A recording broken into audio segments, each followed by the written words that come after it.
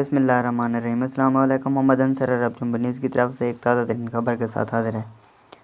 سعودی عرب میں عمرہ زائرین بارش کے دوران طواف کرتے رہے۔ سعودی عرب مکہ مکرمہ میں بدھ کو موسلادھار بارش ہو رہی ہے۔ مسجد الحرام میں عمرہ زائرین بارش کے دوران طواف کرتے رہے۔ سعودی خبر رساں ادارے SPA کے مطابق بارش کے ساتھ تیز ہوا بھی چل رہی تھی۔ اخبار 24 کے مطابق طائف کمشنری میں بارش کے بعد وادیوں اور گھاٹیوں میں پانی بھر گیا۔ طائف کے کئی علاقوں میں بارش کے ویڈیو کلپ سوشل میڈیا پر وائرل ہیں۔ متعدد علاقوں سے ملنے والی رپورٹوں کے مطابق گرد آلود ہواؤں کی وجہ سے جازان ہائل اور اس کی 9 کمشنریوں میں حد نظر محدود ہو گئی ہے۔